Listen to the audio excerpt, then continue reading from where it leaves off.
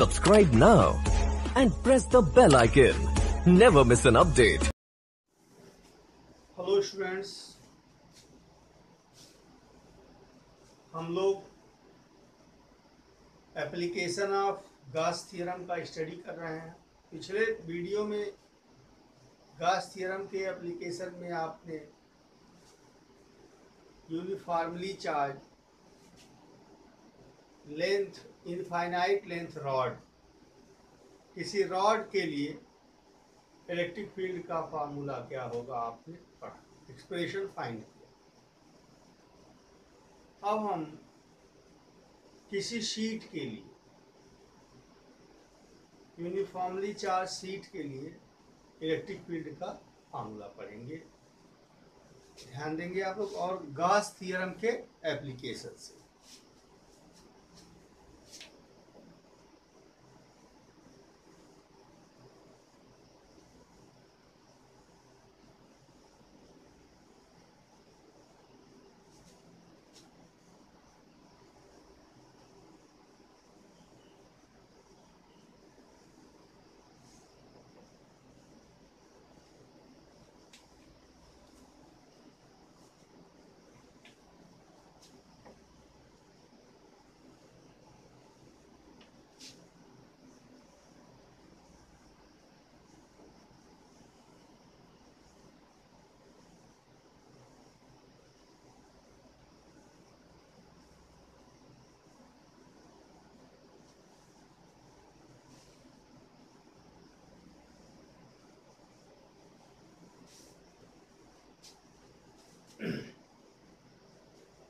अब फिगर देखेंगे इसका।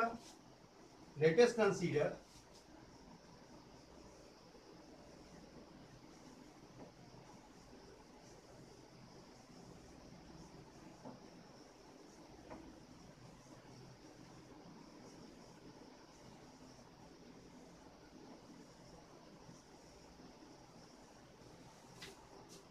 ये एक शीट है और sheet positively charge, thin sheet है।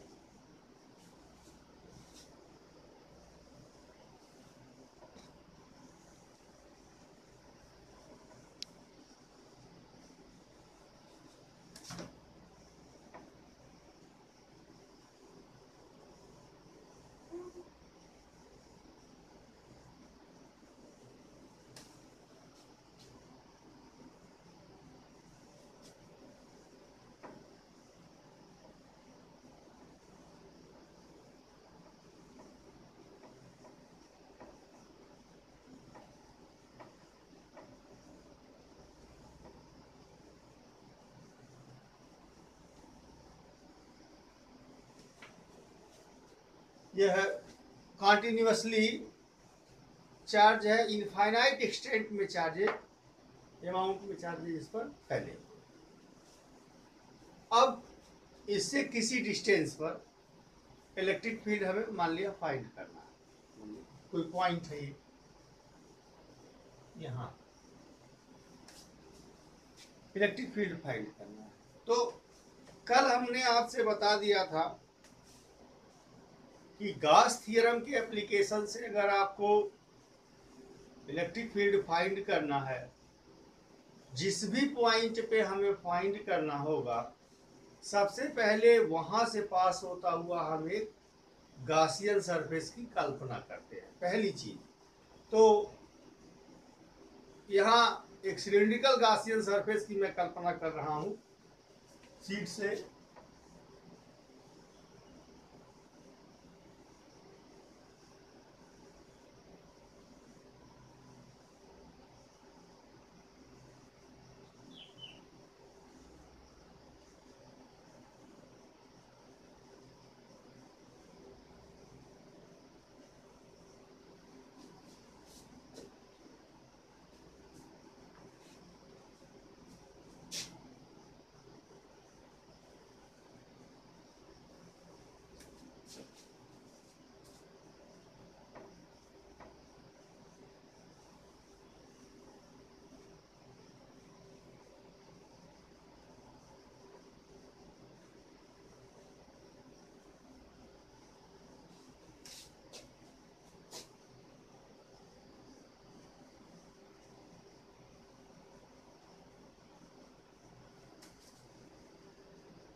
जो इस पॉइंट से पास हो रहा है।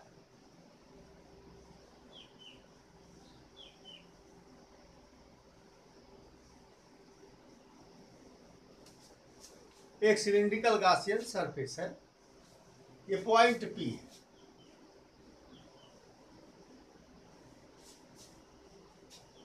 ये पहला स्टेप हो गया। अब दूसरा स्टेप, हम इस गासियन सरफेस को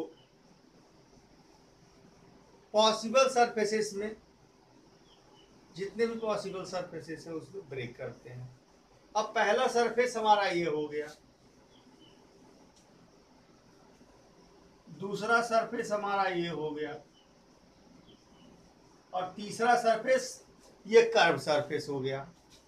जैसे ये है, मान लिया यहाँ थिन सीट है, आप ये हाथ मेरा सीट है, ये गासियन सरफेस है आपका। तो पहला सरफेस यहाँ, दूसरा यहाँ, और तीसरा ये कर्व सरफेस इसका ये।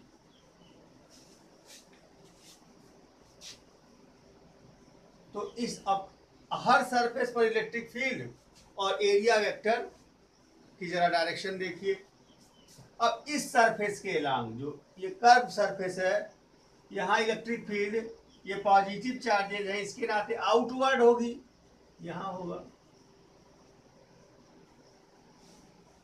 और इसका एरिया वेक्टर भी इस सरफेस का यही होगा।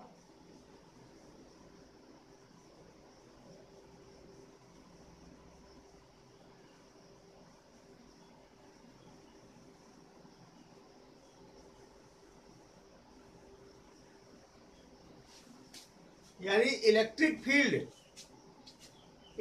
फील्ड और एरिया वेक्टर इस सरफेस के अलोंग एरिया वेक्टर ds दोनों सेम डायरेक्शन में होंगे, दो आउटवर्ड।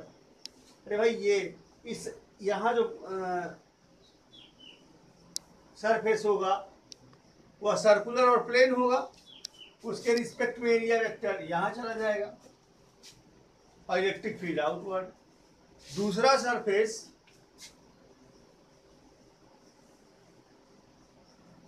इस सरफेस के अलोंग एरिया वेक्टर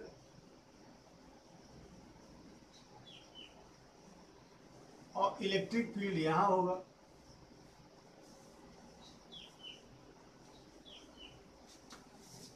दोनों एक दूसरे के जीरो एंगल पे होंगे, लेकिन यहाँ पर अगर कोई छोटा कर्व सरफेस ds लेते हैं तो ds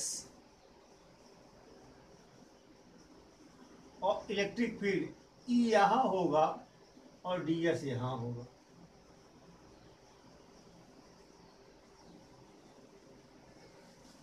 पूरे कर्व सरफेस पे आप कहीं कोई पॉइंट लेंगे, उसके लिए इलेक्ट्रिक फील्ड और एरिया वेक्टर एक दूसरे के नॉर्मल होंगे।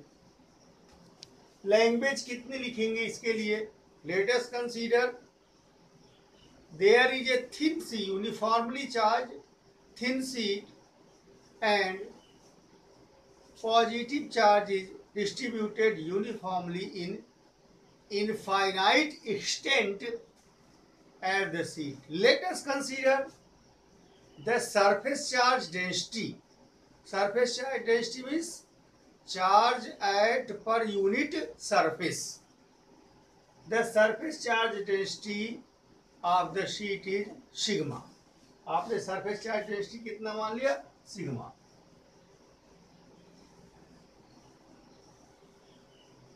सरफेस चार्ज डेंसिटी इसकी सिग्मा है, यानी पर यूनिट सरफेस एरिया पर टोटल चार्ज कितना हो जाएगा?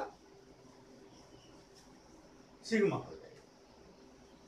अगर Q coulomb charge uniformly distributed है तो sigma equal to Q upon S. Very good, ये चीजें पहले से आप जानते हैं। इसकी surface charge density sigma equal to Q upon yes.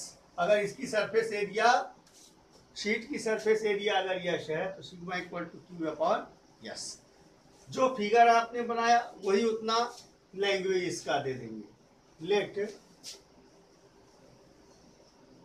There is ए यहां लिख देंगे using Gauss theorem.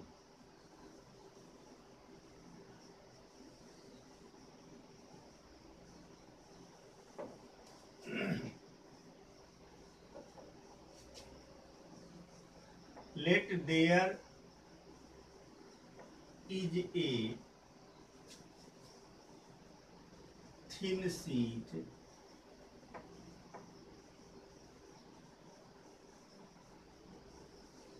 uniformly charged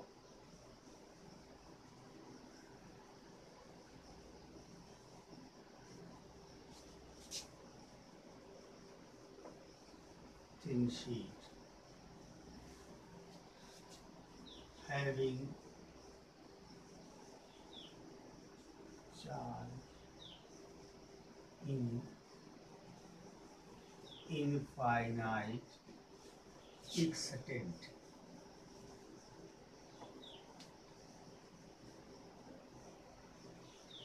The surface charge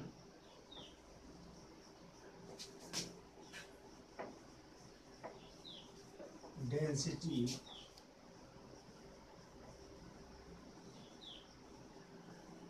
in sigma. Then, according to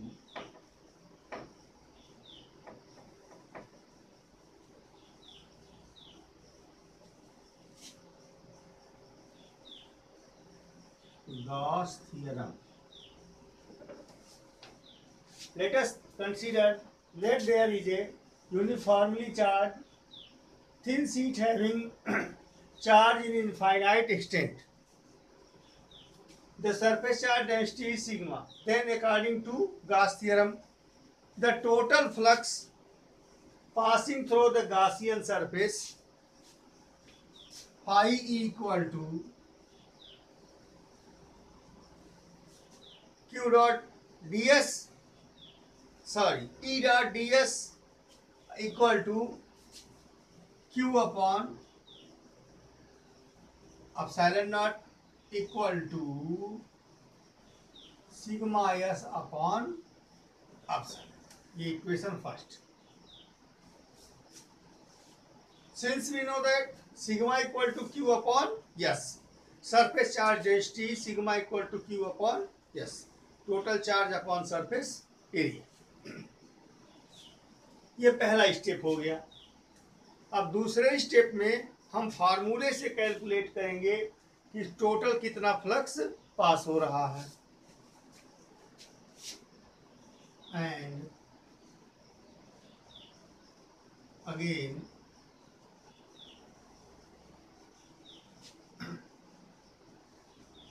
the total flux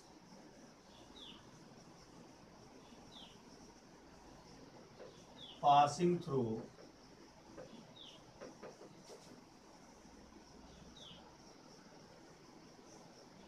the cylindrical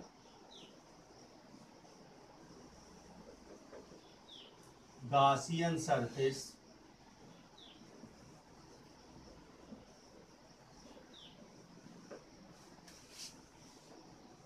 अब इस सिलिंड्रिकल गासियन सरफेस से जो total flux pass होगा वह तीन टुकड़े में आपने लिया, फर्स्ट, सेकेंड और थर्ड. मान लिया हमने इसको फर्स्ट मान लिया. इस सर्कुलर सरफेस को हमने सेकेंड सरफेस मान लिया, इसे थर्ड सरफेस मान लिया. तो close integral surface number 1 E dot ds plus closed integral surface number 2 E dot ds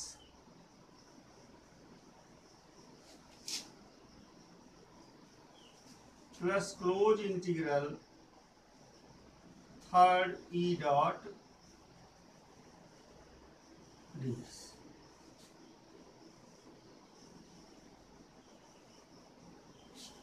ये टोटल फ्लक्स हो जाएगा, जो टोटल फ्लक्स पास होगा, और ये हो जाएगा फाई ई. फाई ई की वैल्यू मतलब इस सरफेस से पास होने वाला टोटल फ्लक्स प्लस इस सरफेस से पास होने वाला total flux plus cylindrical surface से कर्व सरफेस से पास होने वाला टोटल फ्लक्स। अब फ्लक्स का फार्मूला ई डॉट डी एस होता है। अब ई dot D S equal to E D S cos theta होता है। आप पहले से पढ़े हैं, जानते हैं।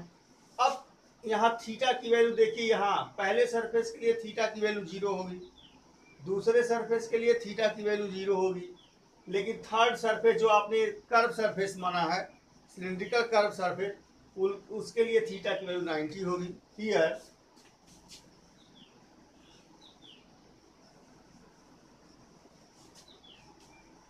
For surface 1 and 2 theta equal to 0 and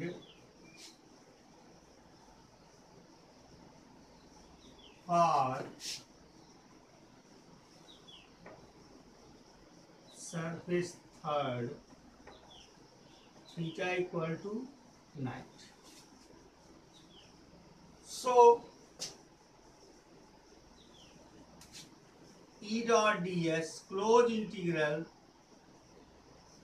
E dot ds for surface number 1 equal to close integral E dot ds for surface number 2 equal to E ds cos theta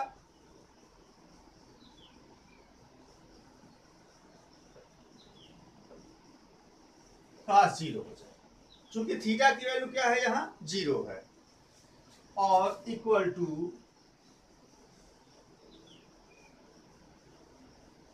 E constant होगा, ई की value constant है, बाहर आ जाएगा,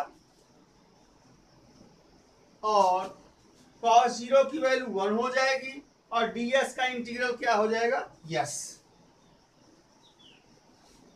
and close integral third surface के लिए E dot D S equal to 0। 0 क्यों होगा, चूंकि थर्ड सरफेस के लिए थीटा की वैल्यू क्या है, 90 है, रीजन दे देंगे थीटा इक्वल टू 90। अब देखिए पहले सरफेस और दूसरे सरफेस से जो टोटल फ्लक्स हो जाएगा वह ई डी एस का 0 के अनुसार ई एस प्लस ई एस हो जाएगा। इसकी भी वैल्यू ई एस है, ई इंटू एस है, और ई डॉट डी एस यानी क्लोज इंटीग्रल ई dot D S third surface के लिए इसकी वैल्यू 0 हो गया, यानी थर्ड सरफेस से कोई फ्लक्स पास नहीं होगा, जबकि इससे और इससे फ्लक्स पास होगा, और फ्लक्स की वैल्यू कितना होगी, ई इंटू एस। अब ये वैल्यूज आप इस इक्वेशन सेकंड यहाँ रखिए, इस इक्वेशन में इक्वेशन अगर 2 लेते हैं आप, यहाँ पर इसकी और इसकी वैल्यू रखेंगे। For surface number 1 E dot D S की वैल्यू कितना है, ई एस है, then according to equation second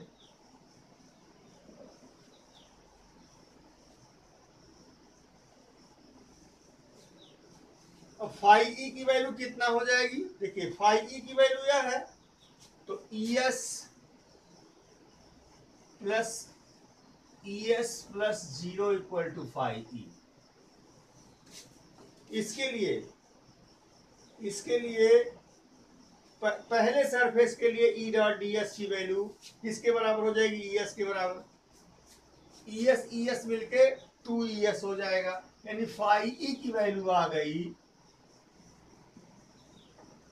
2 E S. Equation में थर्ड मानता हूं।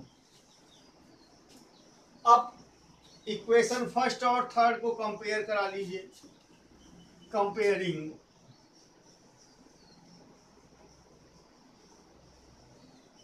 Equation first and third. तो 2ES की value sigma S upon epsilon naught के बराबर हो जाएगी। 2ES equal to sigma S upon epsilon not.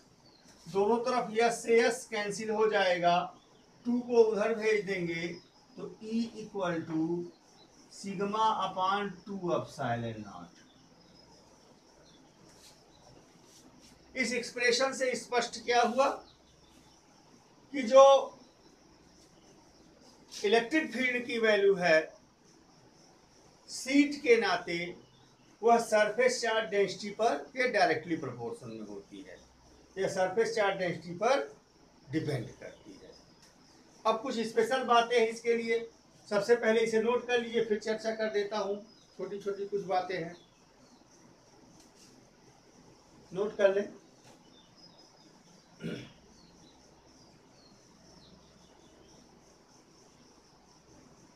Okay students, erase करें।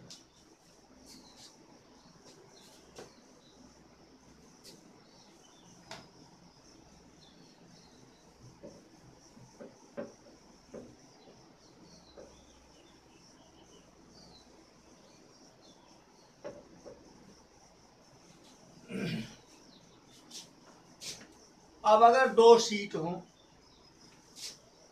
नोट,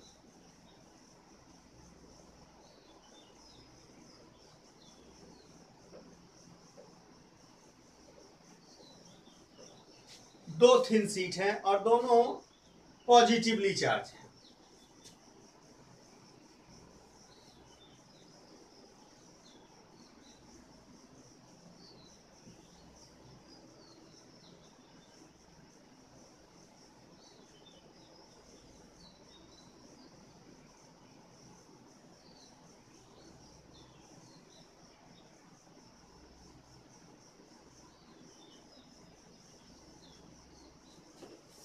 ये दो थिन शीट है, शीट नंबर 1 शीट नंबर 2, और दोनों पॉजिटिवली चार्ज हैं।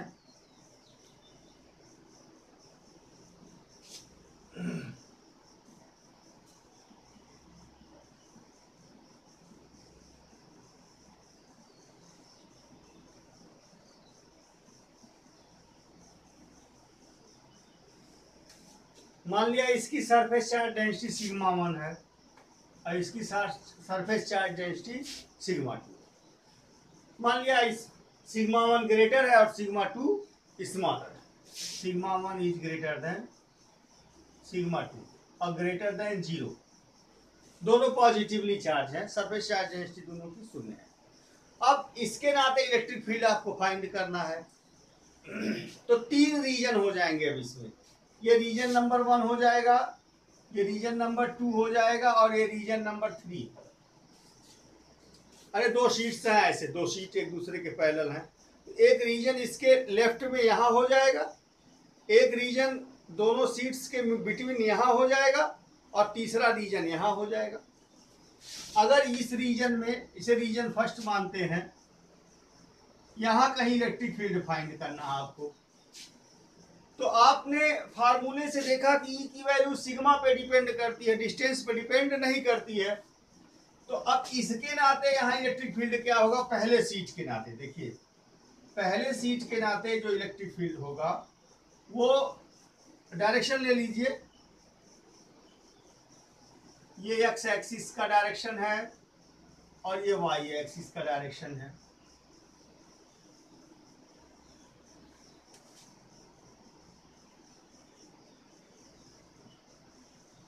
ऐसे मान लिया निगेटिव है। अब देखिए यहां कोई पॉइंट है,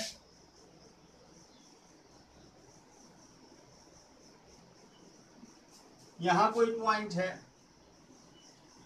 पी पी डैश, ऐसे आपको इलेक्ट्रिक फील्ड फाइंड करना है। तो अब इस, मान लिया इस सीट के लिए इलेक्ट्रिक फील्ड की डायरेक्शन में होगी, इससे आउटवर्ड यहां होगी, और इसके लिए इलेक्ट्रिक फील्ड कहां होगी, आउटवर्ड यही होगी। यानी E1 और E2 दोनों एक दूसरे के पैरेलल हो जाएंगे, E1 और E2 इस तरह से। अगर इस लाइन के लॉन्ग इस पॉइंट पर फाइंड करना है तो यूं कह सकते हैं,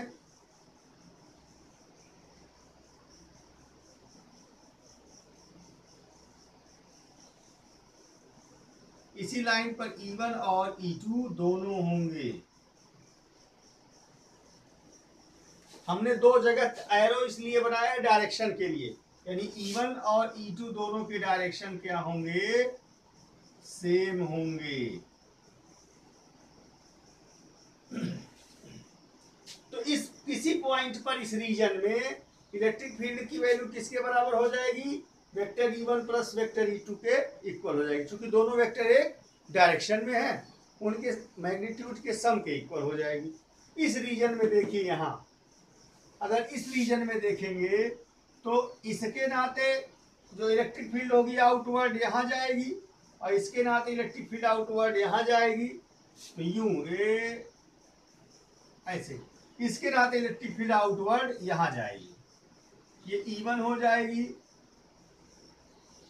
और इसके नाते इलेक्ट्रिक फील्ड, जबकि इस थर्ड रीजन में इलेक्ट्रिक फील्ड एक डायरेक्शन में फिर हो जाएगी, इसके नाते यहाँ आउटवर्ड, इसके नाते यहाँ आउटवर्ड।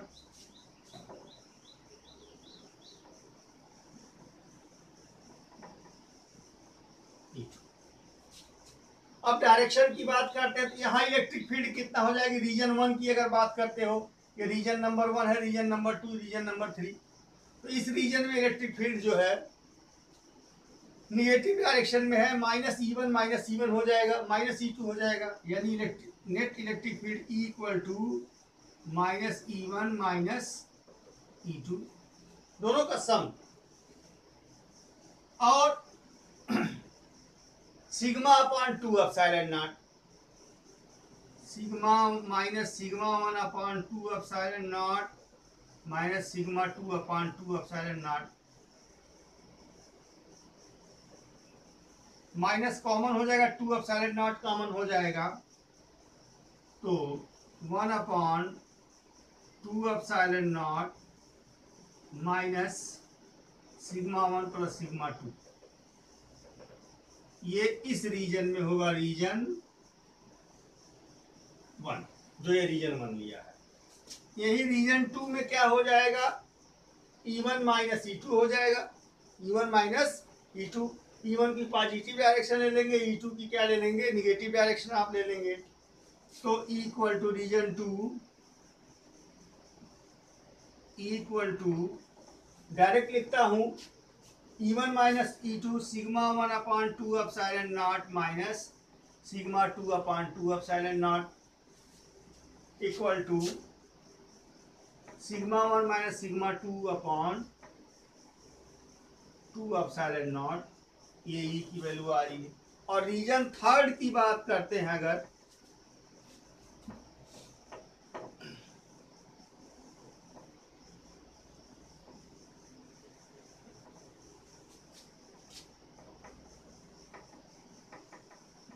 रीजन थर्ड की अगर आप बात करते हैं इस रीजन में, तो यही फार्मूला आएगा, यहाँ प्लस हो जाएगा, equal to E1 plus E2 के बराबर हो जाएगा, तो हो जाएगा 1/2 epsilon naught sigma 1 plus sigma 2। समझ में आ गया। दूसरा केस, अगर दोनों निगेटिव निगेटिव चार्ज हो, सेम बात होगी, सरफेस चार्ज डेंसिटी निगेटिव हो जाएगी। तीसरी बात, अगर दोनों प्लेट्स एक पॉजिटिव और एक निगेटिव हो जाए, एक पॉजिटिवली चार्ज एक निगेटिवली, थिन शीट है, एक पॉजिटिवली चार्ज है और एक निगेटिवली चार्ज है, तो इसके इस रीजन में अगर यहाँ पहला रीजन मानते हैं, इलेक्ट्रिक फील्ड की बात करते हैं, तो निगेटिव के लिए इलेक्ट्रिक फील्ड यहाँ हो जाएगी भाई चार्ज की ओर इनवर्ड, और इस पॉजिटिव के लिए आउटवर्ड हो जाएगी। इस तरह से दोनों एक दूसरे के अपोजिट हो जाएंगे, यहाँ इलेक्ट्रिक फील्ड क्या हो जाएगी, शून्य हो जाएगी। सिमिलरली यहाँ इस प्लेट के आउटर इस रीजन में इलेक्ट्रिक फील्ड शून्य हो जाएगी, यानी electric field E equal to 0 हो जाएगी। रीजन क्या होगा, अरे प्लस के लिए जो इलेक्ट्रिक फील्ड होगी आउटवर्ड E प्लस यहाँ हो जाएगी, और E माइनस यहाँ हो जाएगी। ये बात, इसके नाते यहाँ इस रीजन में देखेंगे तो इलेक्ट्रिक फील्ड प्लस के नाते इलेक्ट्रिक फील्ड आउटवर्ड यहाँ जाएगी ई प्लस, और माइनस के नाते इलेक्ट्रिक फील्ड ई माइनस यहाँ आएगी ई माइनस, यहाँ फिर जीरो हो जाएगी। अगर यहाँ की बात आप देखते हैं इस रीजन में, तो इलेक्ट्रिक फील्ड ई प्लस भी यहाँ होगा और ई माइनस भी यही होगा, दोनों एक डायरेक्शन में हो जाएंगे। और इसके नाते अगर दोनों की सरफेस चार्ज डेंसिटी सेम है तब की ये कहानी है। अगर सरफेस चार्ज डेंसिटी सेम नहीं है तो इलेक्ट्रिक फील्ड यहाँ जीरो नहीं होगा, लेकिन अगर सरफेस चार्ज डेंसिटी सेम है तो यहाँ और यहाँ इलेक्ट्रिक फील्ड शून्य होगा, केवल दोनों प्लेट्स के बीच में इलेक्ट्रिक फील्ड होगा। और उसकी वैल्यू कितना होगी, दोनों के सम के इक्वल हो जाएगी, sigma upon 2 epsilon naught plus sigma upon 2 epsilon naught equal to sigma upon epsilon naught. यहाँ E equal to sigma upon epsilon naught के बराबर इलेक्ट्रिक फील्ड होगा और यूनिफॉर्म इलेक्ट्रिक फील्ड होगा। Practically uniform electric field arise करने का यही method है। दो प्लेट्स इक्वल और अपोजिट चार्जेज दोनों पे हों तो उनके दोनों प्लेट्स के जो बीच का रीजन होगा उसमें यूनिफॉर्म इलेक्ट्रिक फील्ड क्रिएट होगी। स्टूडेंट्स, इस तरह से थिन शीट के लिए इलेक्ट्रिक फील्ड का फार्मूला और उसके सारे केसेस क्लियर हो गए। प्रैक्टिस करेंगे आप लोग। ओके स्टूडेंट्स, ध्यान देंगे और नोट कर लेंगे इसे।